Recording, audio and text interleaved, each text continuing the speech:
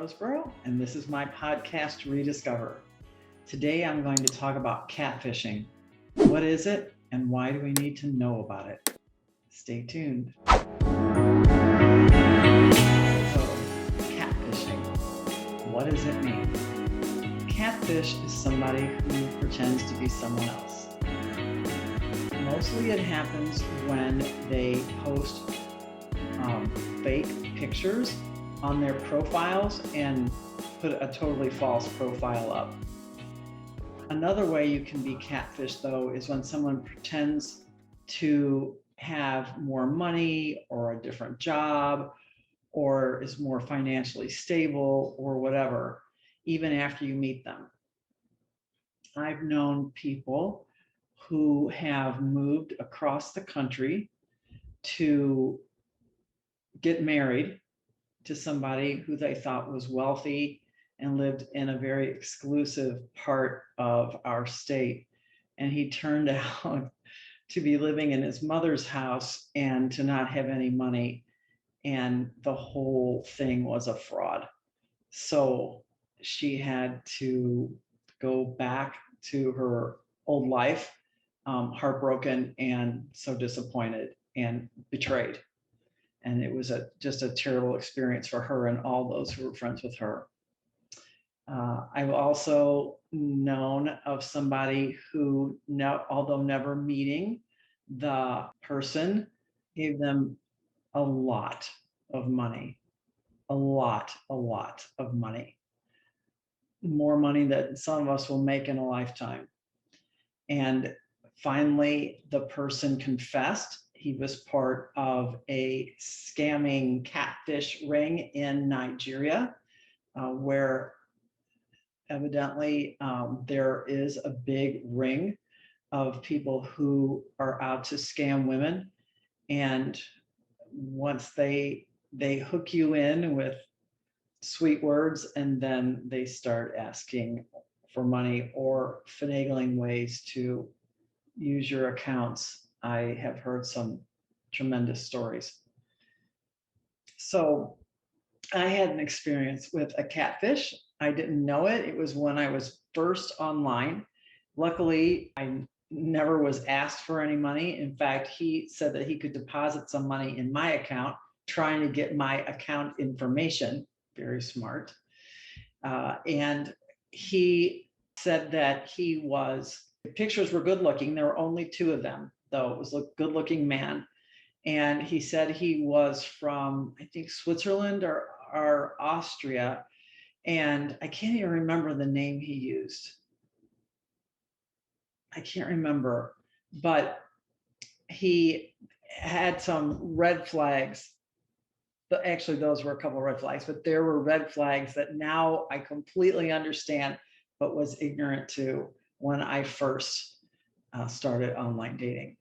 So let's talk for a minute about what those red flags are.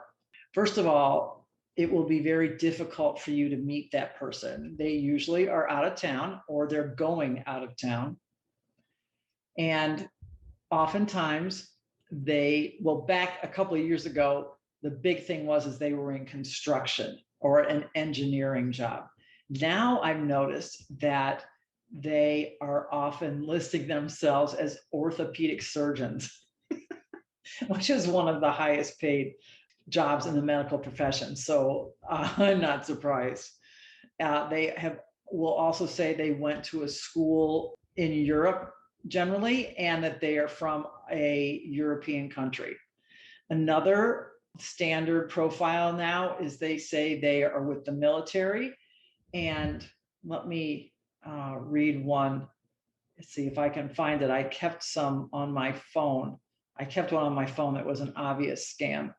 And what they do, which is really sad, is they pirate somebody's photographs, a real man's photographs, and they use that person's photographs on their fake profile, and it can really mess up the man whose photos were stolen, can really mess up his life, because sometimes women will somehow, maybe through a Google search or where you can put the picture in the search bar, and they will find who that person is. And people, men who've had their pictures stolen, have been stalked by women and harassed by women because the women thought that he was the real person when he wasn't. And so it has made not just women, but also men miserable. All right, this person said that, and this is a fake profile, of course, even though the picture is of a nice man. I know those are stolen pictures. They had to be. Another thing that's really weird that I would never match with somebody who has a name. So they'll often, this is Facebook dating, they will say, like this man, my name is Nyron Ozabel.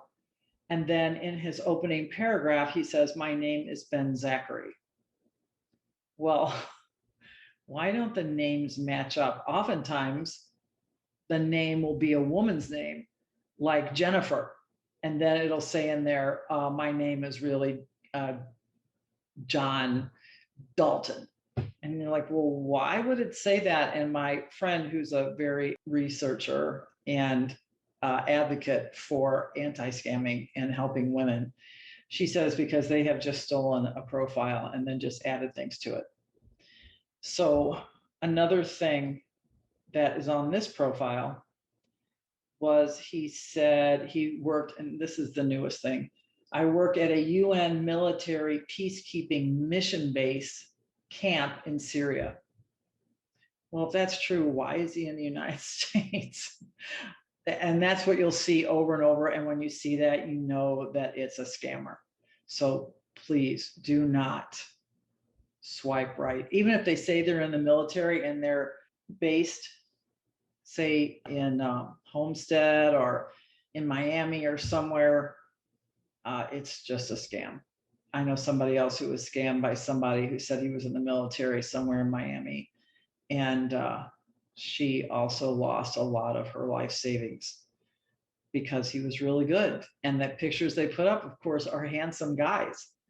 Another thing that I've noticed is that sometimes, interestingly, there are people now who put up, I haven't seen any other language except Arabic. They will have Arabic letters up and then their name, and then obviously pictures that don't match that. So be careful of that. I don't know exactly what's going on there, but I don't think it's real. So let's talk a little bit more about the red flags of a catfisher. Like I said before, often they will tell you that they're traveling and that's why they can't meet you. So when I met mine, he said that he was on a construction site somewhere out of town, but that he was based in Miami, in a very wealthy section of Miami, and that he was going from where he was working in another state over to Europe somewhere to do a project. So there was never a way to meet him. But he did say at one point that he was coming back to his apartment for a day or two. And I said, well, then why can't we meet? He never could answer that question, because obviously he wasn't real. He was probably in another continent. So that should have been my first red flag, but I didn't know. Now I can spot them right away, and you will be able to too. Also, you have to pay attention to the pictures. We've talked about that before. So the thing to look for is pictures that are kind of grainy sometimes. They don't look really like someone has really taken them. They look like a picture of a picture. That's a problem. There's usually not too many pictures. Sometimes there are. The one that I just told you about that I screenshot on my phone, there were several pictures of him. And, you know, they're probably getting good at it, and they're being smarter and trying to find fake pictures of where they can get a lot of those, because it just makes it seem more real.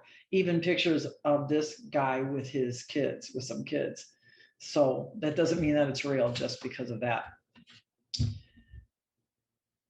One thing I noticed when I was talking to this guy that his phrasing was unusual and his accent was unusual for the area that he said he came from.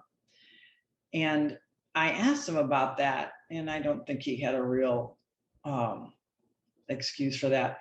But I do know that there is voice changing equipment that they can use so that it will make them sound more like they come from the part of the world that they say they do. So be careful of that. And also, my friend who has done research on this and is part of an organization that I'll mention later on, she said that it is more than one person. They keep track of the things that are said in a conversation, and more than one person then will take over like your account. Because I noticed that, because I noticed these kinds of things, that the way he phrased things and the way he talked about things was different at different times. So that made me really start to question what was going on, because that didn't make any sense to me at all. And he's not the first person I've had that experience with. So my friend thinks that everybody online is a scammer. She doesn't think you should believe anybody ever. But I really haven't had that problem. I've met, a lot of people that I've matched with online. They didn't turn out to be for me, but they were real people. And oftentimes, though, they had issues that they didn't tell me about until I got to know them, like they lived with their mother, or they didn't actually have a full-time job, or they didn't have a car that they got rides or took the bus. Those are some of the things. Or they didn't even have a job, or they live in the back of their garage, or something is usually a little bit of a problem. Also, one of the things that I noticed, because after I knew that this guy was a scammer, and my friend alerted me to that, after I figured out that he was a catfish, I could spot a catfish early. And sometimes, just for the fun of it, I would play along just for a day or two to see what they would do. Because it's interesting to see, right, if they all follow a pattern, and they really do. So one thing I had, at least with the guy that tried me and then the guy that I was investigating myself, another one, they will send you pre-written paragraphs about themselves, supposedly describing themselves. I'm a man who is honest and trustworthy and caring, and I go to church, and I've always loved God, and I'm looking for a woman like you, a kind, generous woman. And the second time I received one of those, it was obvious that these are pre-written paragraphs that they send to women describing themselves. And who talks about themselves like that? Who writes a paragraph about what a wonderful person they are? And also, how do they know if you're a kind, generous woman? They don't know. So they will often, and that's what the guy did too that I was talking to. He started really early. Well, I care about you. And I said to him, well, how can you care about me when you don't even know me? I mean, what are you talking about? Well, I just do. I really care about you. Oh, yuck. So watch out for those early proclamations of caring and love. See, I talked about how oftentimes they're in construction or engineering or the military or on a UN peacekeeping mission, or they're a doctor, specifically lately an orthopedic surgeon. The other thing I mentioned before, and this is really telling, is if they delete themselves from your queue on the app that you're using, whether it's Facebook or Bumble or Hinge or whatever, because once they delete themselves, you don't have any recourse. You can't report them, at least not in any way that I can determine, unless you've screenshot them, and that might be a good thing to do with everybody you match with. save their image or take a screenshot, so that if they do delete themselves from your queue, you can still send those files to the administrative team that runs that app. And there are places that says block this, this person, or block this app. In fact, in Facebook, I think they can delete themselves, but you might still be able to see them. I'm not sure exactly how it works, but with other apps, once they delete themselves, they're gone out of your queue, not just you out of theirs. So if that happens, that's a real telltale sign. And it's interesting to think about how many people I've matched with, and the conversations just never went anywhere. It's interesting to wonder how many of them were married, or just fooling around, or bored, or fakes. Who knows? That's why you have to have a thick skin, or just understand the game so that you don't get hurt by that kind of thing. One thing that you can do to help yourself know if he's real is to have them take a picture of themselves holding a paper that has that day's date on it, and have him send it to you. Now, I did that with somebody that I was wondering if he was a scammer, because he told me that he would like to meet me, and then he canceled, and then he canceled the next day because he said he had to be with his children because he was leaving to go out of town. I think he said he worked in Africa. Good looking guy. And then he sent me some pictures of himself. He did what I asked him to do, and he sent me some pictures of himself, and then he disappeared. Then he came back, supposedly came back to the States. He was on the dating site again, matched with me again, and then I was like, who are you? Like, really? You're gonna meet up with me this time? He said, oh yes, I am. Of course, he never did. I never heard from him. And then I saw him again on Facebook dating, and I should have reported him, because I don't know what his game is. I think maybe he just collects women. There are guys out there who like to just collect women and be able to say they have a lot of women friends. I've met a lot of them too.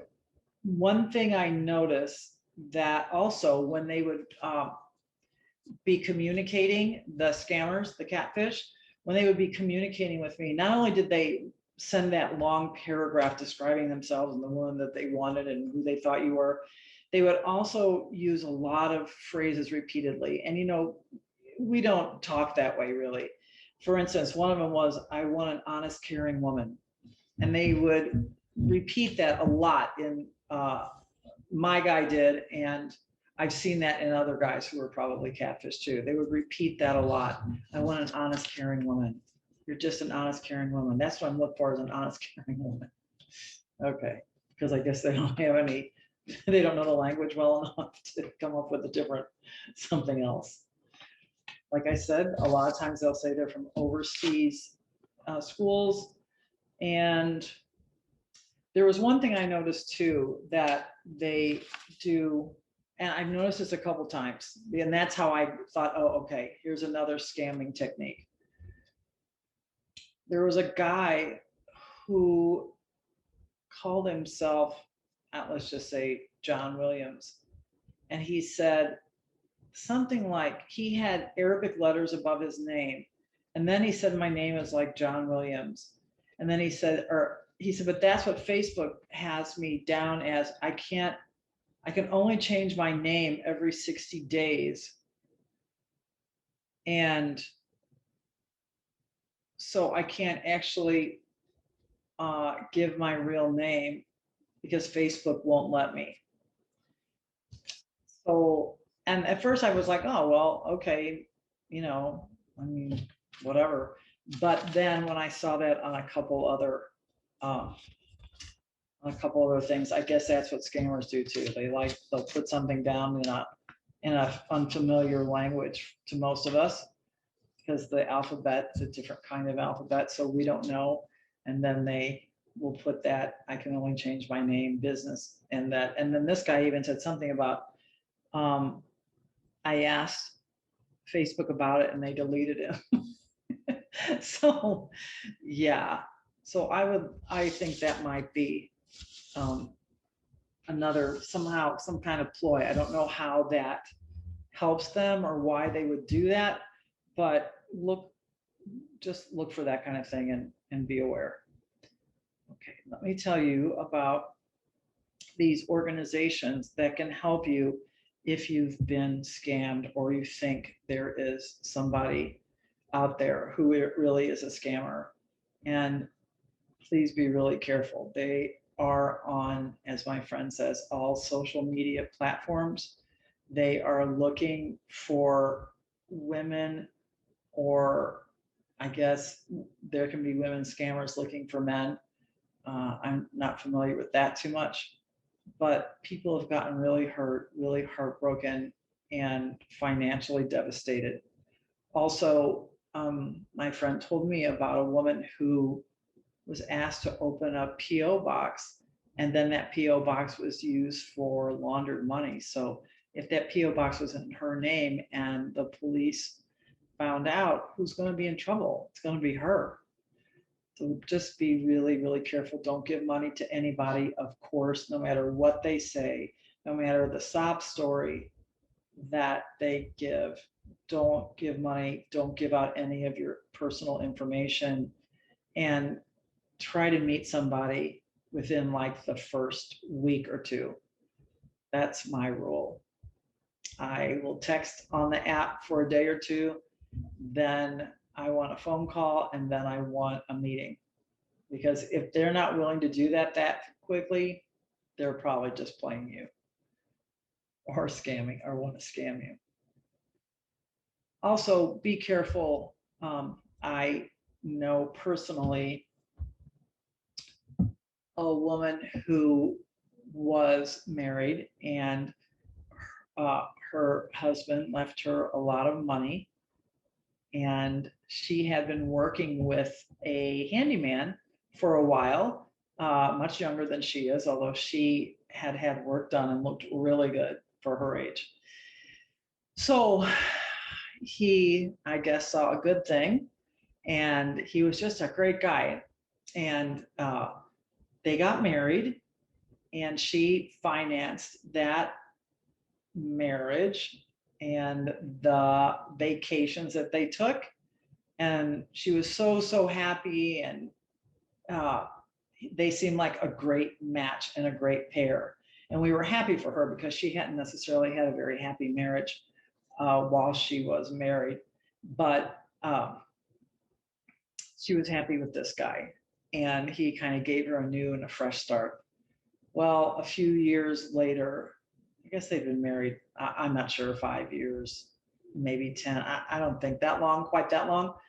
But one day we got a phone call, and it turns out that he had embezzled at least $300,000 from her and putting it in an account, putting it aside in an account for he and his mother. So basically, he had just been playing a big game with her all along, just living high on the hog off of her money while also taking her money and putting it away. She could only find and verify that he had taken $300,000, but she's quite sure that there was more. So you have to be careful of people that you don't know, people who don't know your friends, people who you have no background information on. You have to be so careful. I don't know exactly how to tell you to protect yourself, but you might get a private detective before you jump into a relationship with somebody that is completely new in your life. So the information that I have for people who are afraid of they've been scammed, or who are concerned about someone that they think, or someone who they think tried to scam them. Like, I could have turned this guy in that I had, but I don't know how they would have found anything out.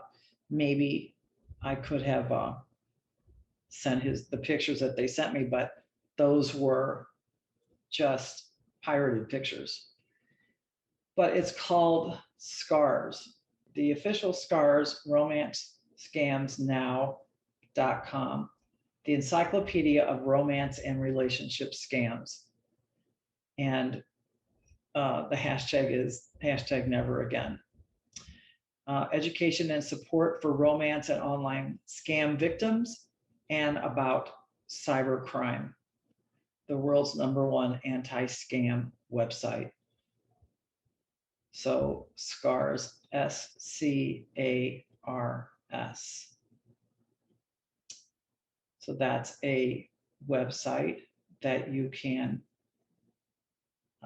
go to if you've been a victim. I hope nobody has to do that who hears my voice. And there's also my friend who was taken for over $1 million, has written a book called The Woman Behind the Smile. And you can look up that book. You can look that up, thewomanbehindthesmile.com, and read her story, find out about her and what she went through, and how the man, what he did. He finally confessed, which is shocking to me. I've never heard this. She's the only one I've ever heard that had that, where someone confessed. But she is willing to share that with the world so that other women don't have to go through what she had to go through. Luckily, she came out of it. She met a nice man and she's happily married now. So there's hope. There's hope. There's still good ones out there. And she found one and she's married and very happy. So that's good to know, right? It had a really good, happy ending. She was never able to recoup her money, but she's doing fine. She had a business that she could live off of, the proceeds. And she basically has bounced back and made lemonade out of a lemon. So I hope that you have gotten some good points and that it will help you from ever being fooled online. This is Mary Beth Rosebrough, and this is Rediscover. Today, I talked about catfishing and the experience that I had, that other women had, and gave some pointers, some red flags to look for. Please be very, very careful. Next time is going to be a surprise. I can't wait to find out either what next week's topic will be about. I think it's going to be about vulnerability and the vulnerability shame spiral. I hope I see you then. Bye for now. This is Mary Beth Rosebrough, and this is Rediscover.